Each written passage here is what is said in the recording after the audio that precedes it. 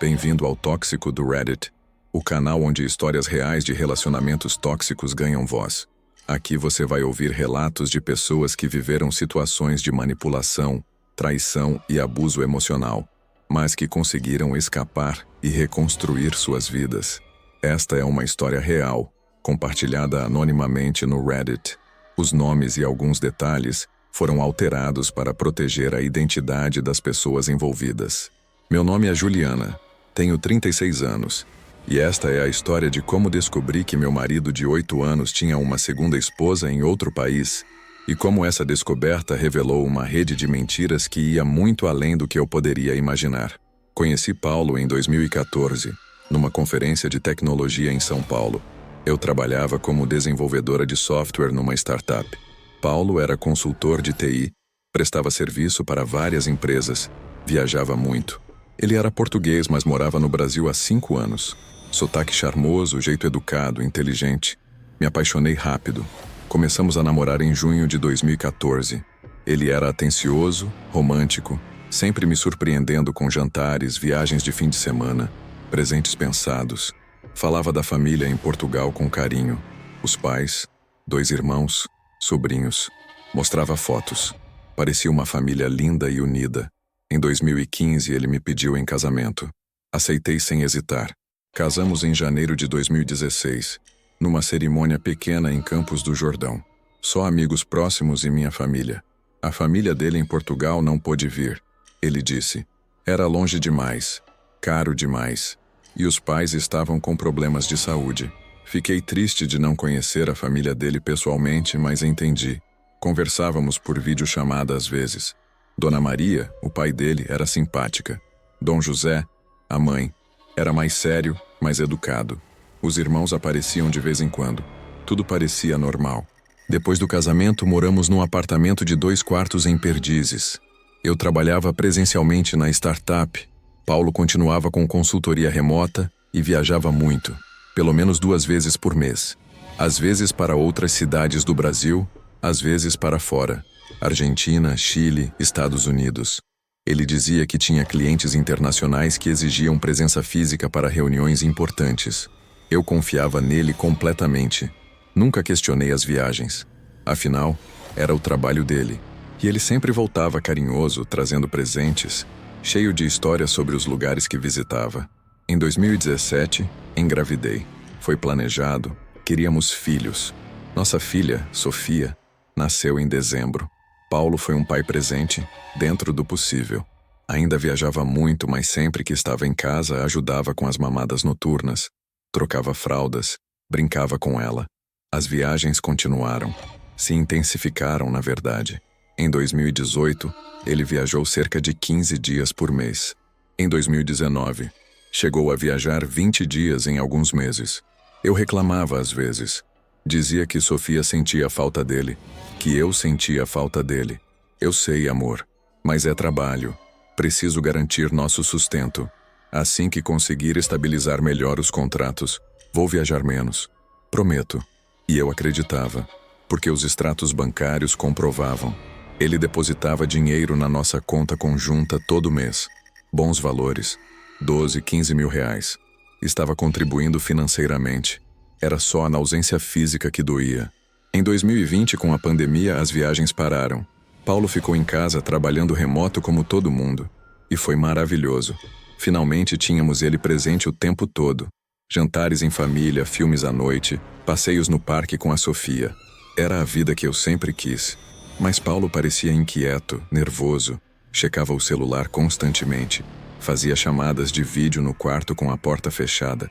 Dizia que eram reuniões de trabalho, mas eu ouvia ele falando português de Portugal, não brasileiro.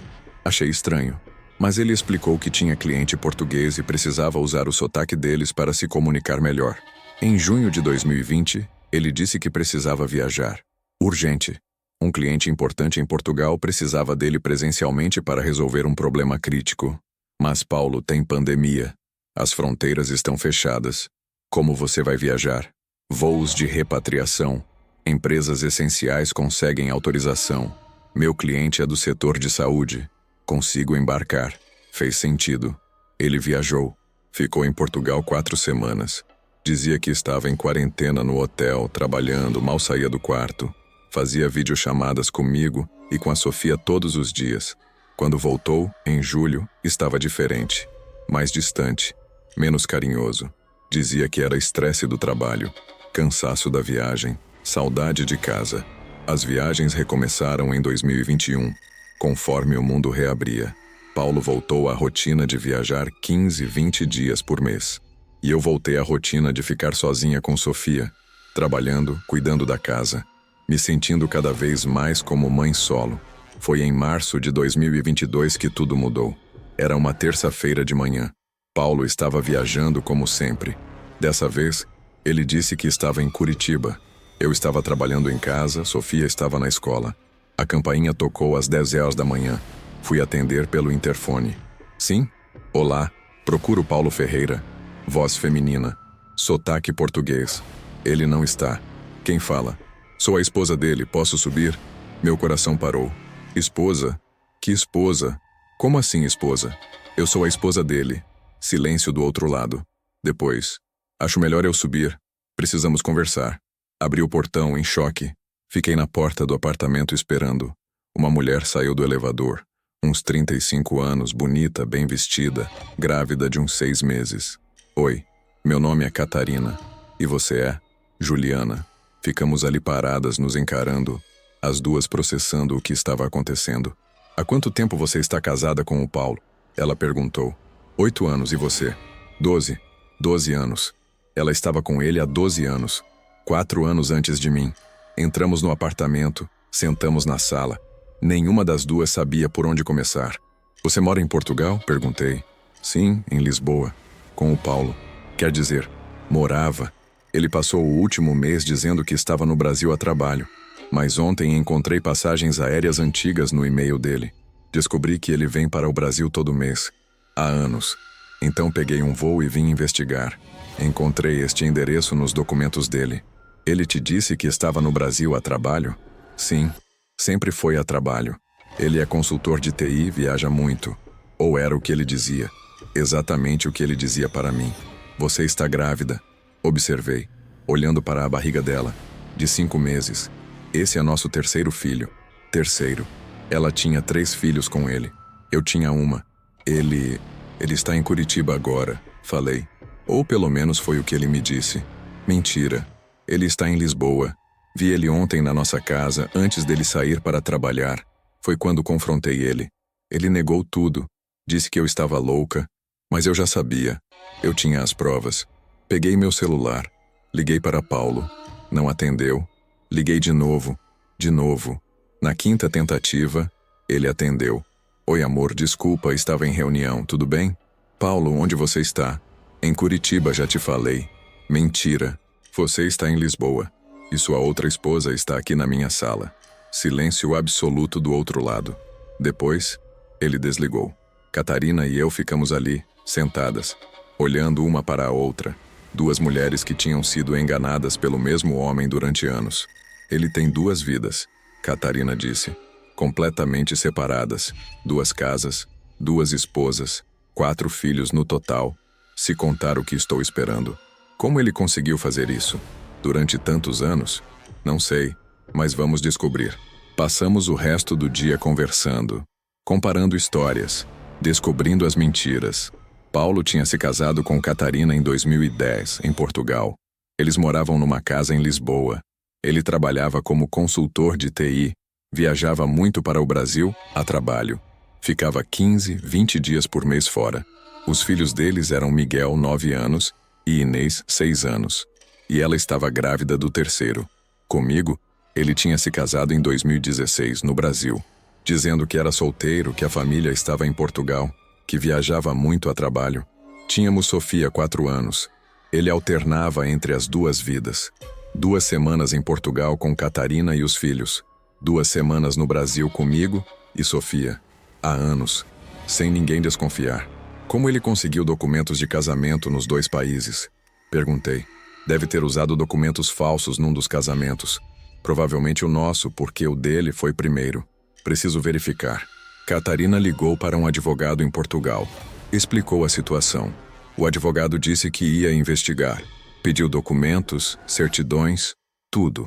Enquanto isso, Paulo não atendia mais o telefone de nenhuma de nós. Tinha sumido, bloqueado os 2 números, desaparecido. Catarina ficou na minha casa. Não tinha para onde ir. Estava em outro país, grávida, descobrindo que o marido tinha outra família. Ofereci o quarto de hóspedes. Ela aceitou. Nos dias seguintes, investigamos juntas. Descobrimos coisas horríveis. Paulo não era consultor de TI. Não exatamente. Ele trabalhava sim na área, mas não ganhava o que dizia ganhar. Os 12, 15 mil reais que ele depositava para mim vinham de empréstimos. Ele tinha pegado empréstimos em dezenas de bancos. No meu nome, no nome da Catarina, no nome dele. Estava endividado em mais de 500 mil reais. Descobrimos que ele tinha uma terceira conta bancária, secreta, onde depositava dinheiro de golpes de pirâmide financeira.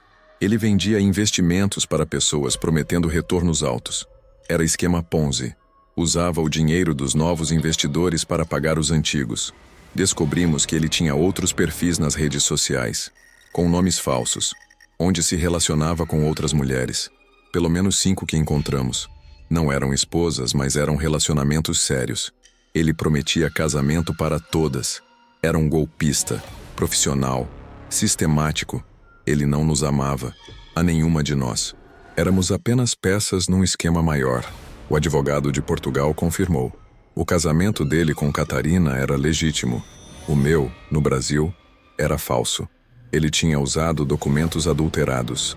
Ou seja, eu nunca tinha sido casada de verdade. Todos esses anos, pensei que era esposa dele, mas era apenas namorada. Legalmente não existia casamento. Fizemos boletim de ocorrência. Bigamia, estelionato, falsificação de documentos, fraude. A polícia começou a investigar. Descobriram que Paulo tinha ficha criminal em Portugal. Já tinha sido preso por fraude em 2008. Tinha cumprido 2 anos. Quando saiu, mudou de nome, criou nova identidade, veio para o Brasil. O nome dele não era nem Paulo Ferreira. Era Manuel Silva. Tudo era mentira. O nome, a profissão, a família. As fotos que ele mostrava da família eram de pessoas aleatórias da internet. Catarina e eu ficamos em choque. Vivemos anos com um estranho, um criminoso, um mentiroso profissional. A polícia o encontrou 3 semanas depois. Estava em Salvador, Bahia, tentando aplicar o mesmo golpe em outra mulher. Foi preso em flagrante. No julgamento, descobrimos que ele tinha 5 esposas espalhadas pelo Brasil e Portugal. Catarina e eu éramos apenas 2 delas.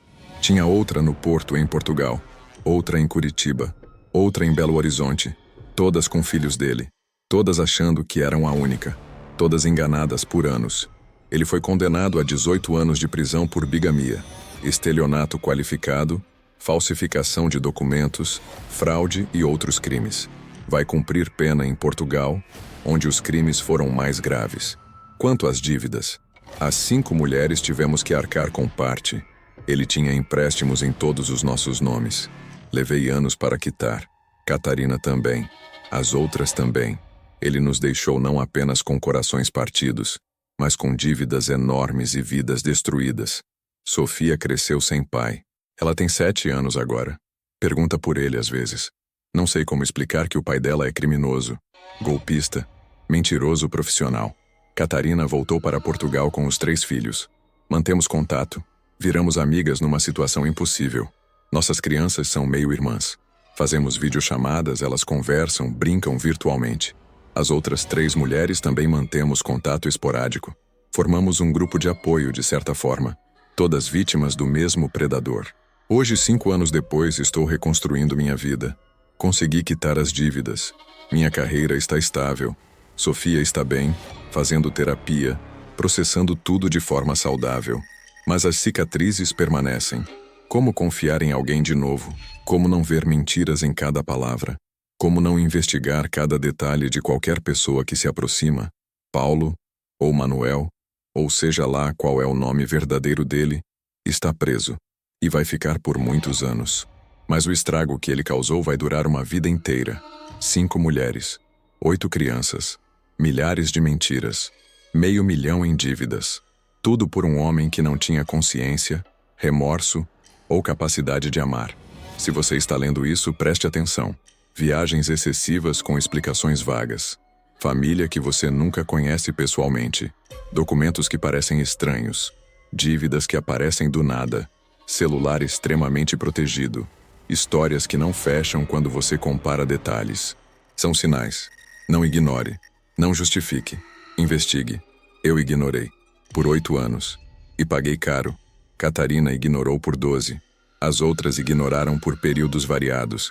Todas pagamos caro. Relacionamento tóxico não é só violência e agressão. Às vezes é mentiras tão elaboradas que constroem realidades paralelas. Às vezes é golpista tão habilidoso que você nunca suspeita. Paulo era mestre nisso. E destruiu múltiplas vidas sem nenhum remorso. Mas ele foi pego. E está pagando. E nós, as vítimas, estamos nos reconstruindo. Juntas, mais fortes, mais alertas, nunca mais seremos enganadas assim.